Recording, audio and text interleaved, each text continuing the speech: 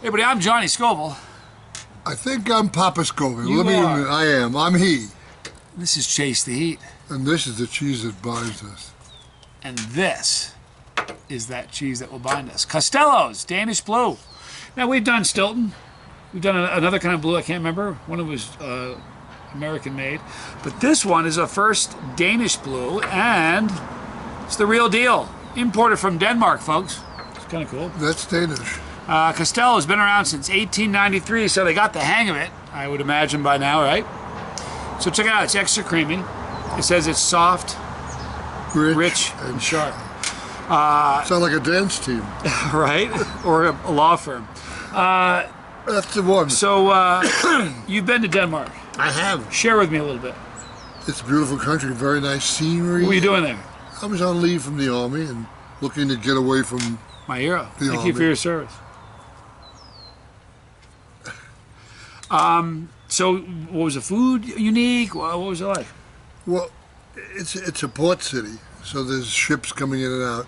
And down by the harbor, there's a lot of restaurants and nice taverns where you can get. You enjoyed it? Yeah, get a Danish beer, incidentally. Chili Klaus, who's a very, very big chili head, very famous. You don't know him, but I met Chili Klaus in New York a couple years ago. His name is Chili Klaus? No, that's his name. That's the name he goes by. But he's amazing. He's just one of the coolest dudes. His If you real look name up, is Joe Smith? man, if you look up cool in the dictionary, that's his picture. Man. Really? He is, you have no idea. I'll Like show you youngish? I'll show you some cool pictures later. He's just a great guy. I reviewed some of his products, some of his candies, and he lives in Denmark. And I met him, and he's a friend of mine, but we will eat a pod together. If you watch this, Chili Klaus, I want to come to your country and eat a pod with you. Anyway, let me read this to you. Here are the ingredients, Dad. Pasteurized milk, salt, cheese culture, microbial rennet. I don't even want to go any further with that, but you kind of beg. I know. I'll stop. And P. Roqueforti. Any gluten? We are gluten-free, people. All right. Check them out at CostelloCheeseUSA.com. All right. Oh, wait a minute. Yeah. Where did we buy that? We bought this at, I don't remember where I bought that. Safeway? Safeway. You know, we've had... Fancy packaging. Yeah, here's the deal. And by the way, you guys have seen the cheese knife I use that was given to me by Stephen Decker. Thank you, Stephen, from Cutco. This is one of those cheeses. Hold it a minute. And in case you're not using it for cheese, it makes a tremendous tongue depressor. It does. It would be a good tongue depressor. Just kidding, folks. No, it would be. But this knife will work really well with this cheese, and that knife I have works great for hard cheeses we've learned, but not so good with soft.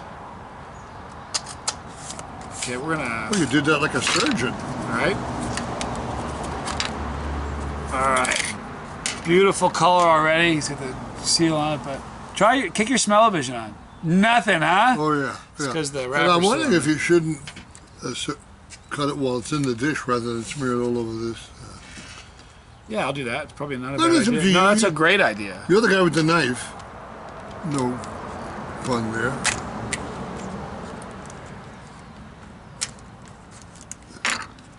That's actually a really good idea. We're going to leave it in there. You know what? That's how they design it, so you can put it back. Yeah, you can take that off and put that back. That's up to you. Alrighty. Now it's funny. We did a video recently. Talked about it a few times because it was just so funny. We did that brie, that garlic and herb brie. I don't want to hear of it.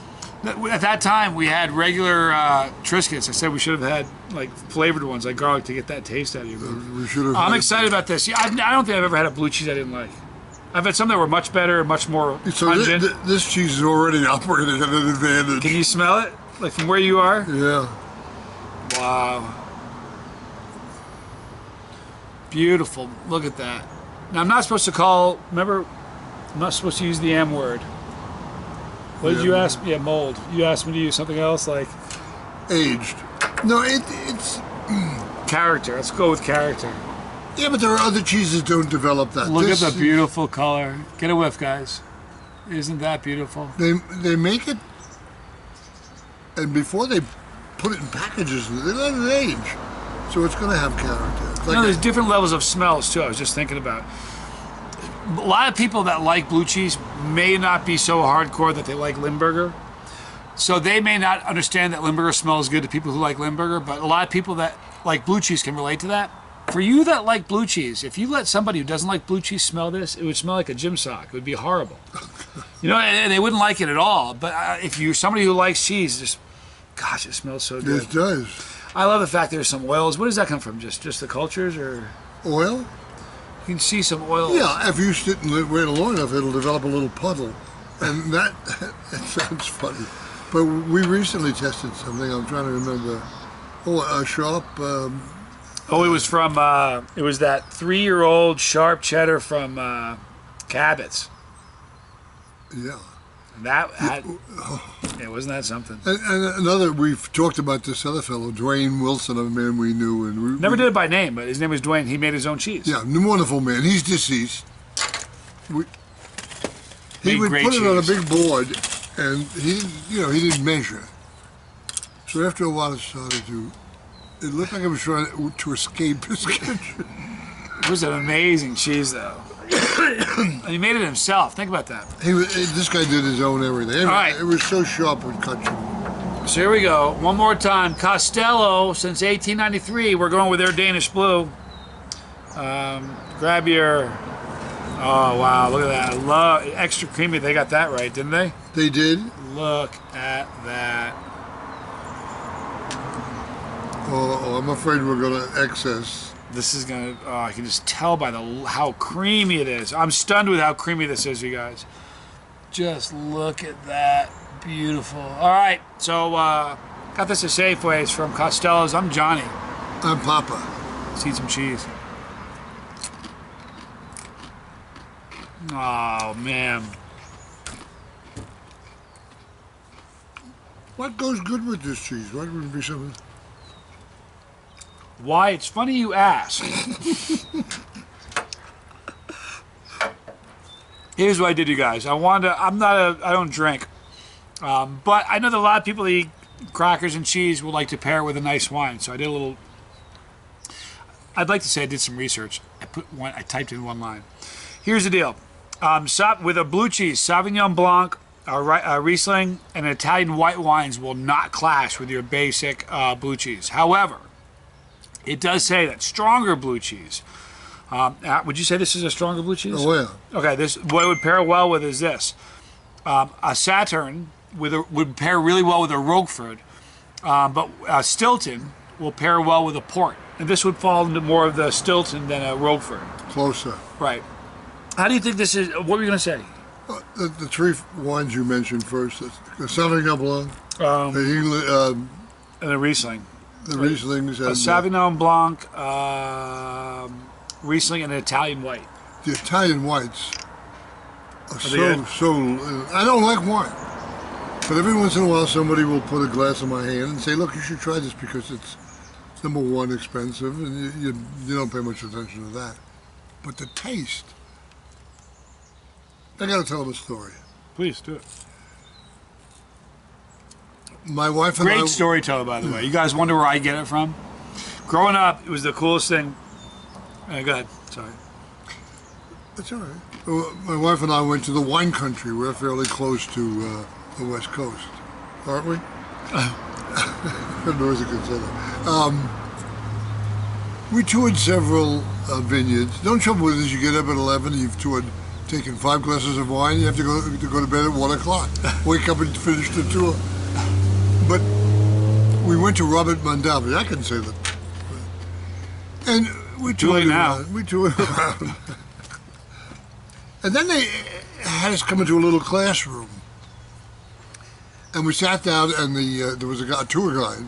He said, I want you to try this Chardonnay. Now, I don't like Chardonnay at all. It tastes like medicine. But here's the strange thing about wines. Get your hands off my cheese. And cheese. We tasted the Chardonnay, and I looked at my wife and went, I just can't get used to that. Then he came around with a little cup, small, and in it was a red-looking substance, fluid almost. He said, this is our version of, what's it called? Gestapo. Gestapo? Gazpacho. Gazpacho. Pretty close. Gestapo. German army marching. Pretty close. Gazpacho. Gazpacho, but it was a gazpacho made into a paste. Now, you know, sometimes you can see every vegetable, and that's the recipe. It was so good, it was frightening. He said, now taste the Chardonnay. We did. Oh. It didn't taste like the same wine. You know what? Better. Sausage will do that with you with coffee. If you have sausage in the morning, it'll make your coffee taste different. Anus, the anise.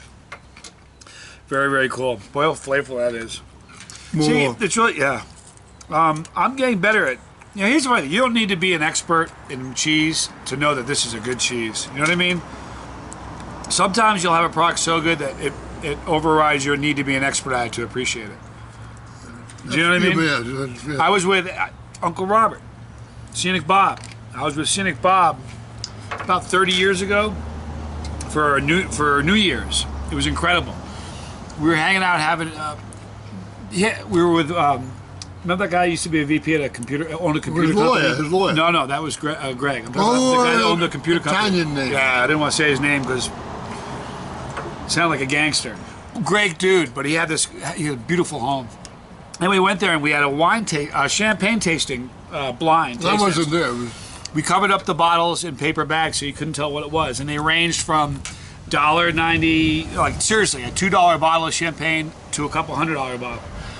And the weird thing was, every single person at the table, and I said at the time, I'm like, I shouldn't even be in this little, partake in this because I don't have a palate, you know, refined enough to appreciate it. And they said, nonsense, get your glass out. Just test like it. You're going to tell us. Well, yeah, every person there, regardless of their knowledge of champagne, picked the Dom Perignon as the best. But you know what most people picked as the second best? Gallo. The cheapest wine they had there. I don't remember what it was, but it was the cheapest champagne they had there. Yeah. But everybody picked, almost everybody at the table picked that as the second best. So the number one wine, the champagne, even though nobody could really, was an expert, pick that. You don't need to be an expert in the same sense to know that this is just a lovely cheese. That's a good way to describe it. It is. I mean, it really is. I would imagine with certain, there must be something like that. I bet wine does that. Certain wines will bring out certain nuances in cheese. Absolutely. And I thought your illustration of the sausage and that's why one. they serve breakfast sausage with eggs sometimes. Great example. The coffee all of a sudden tastes like a very different, totally expensive and delicious. Boy, that's good cheese. Want one more? We have 2 more crackers. Why not have one more? There you go, my man. Boy, will you look at that. Guys, just take a look at the character. Remember, we're not using the M word. Look at the character on that. Holy mackerel. Mackerel, I don't care for mackerel. It's too Cheers. oily. Thank you for joining me. Caught him on Tuesday. That's what happens. Man, I love that. Now, if it weren't for Dad, I'd have pulled this cheese out, put it on the chopping block, and held it up for you. Because he was a genius. I'm just gonna put it back. Very, very good. I like it. I would highly recommend this. Here's my take on it, now that we've eaten a bunch of it. Better than domestic blues, honestly. It's just as, the aroma and the quality of the flavor is just as good as Stilton. This is a little bit saltier than Stilton and more creamy, I find. A white Italian, a Sauvignon Blanc, which is a dry wine. Or a Riesling. A Riesling, which is a German. Isn't that, isn't that a very sweet wine? I was just going to say, be careful with the Riesling because they make a Swedish for people who like syrupy wine. They make a medium and they make a dry Riesling. It's honestly, you can. I don't drink wine, but I can drink a glass right now. No, yeah, the Rieslings and the white. The white Italians are good too, but Sauterne. Ixnay on the Saturn. Here's the deal, you guys. You'll see a link in the description box for Costello's. This is a really nice cheese. I'm so excited. Listen, I'll be with the Queen, the UK Chili Queen, on Friday. I'm so excited for the Guildford Cheese and Pepper Fest. If you have a chance, come out and see us. I wonder if the other Queen will be. No, she's in Australia. Oh.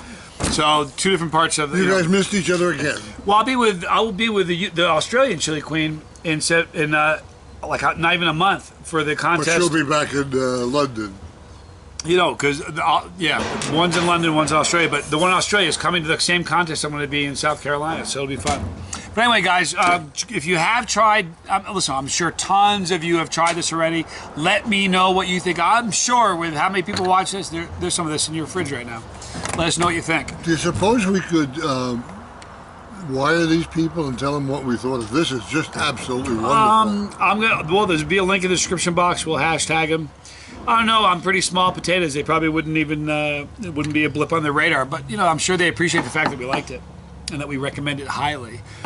Also in the description box, a whole bunch of other cool stuff. If you want to build your tolerance, I think some of the greatest things you can do it with is a Tube of Terror and the Chilli Cherry Nightmare. Little bits at a time will increase your tolerance. I had to mix things up, but also a cabbage cheddar with habanero.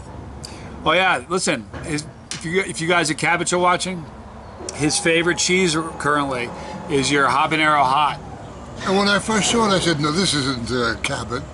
They don't mix it. Outrageous. Right between us, see that pepper? Ah, it's the family crest. Click that pepper. When you do, you're part of the family. Then your journey essentially becomes my journey and vice versa. English Bob, be a good boy. And then, if you don't want to miss a video, click the bell for notification. Love you guys a lot. I'm Johnny Scoville. Papa Scoville. This is Chase the Heat.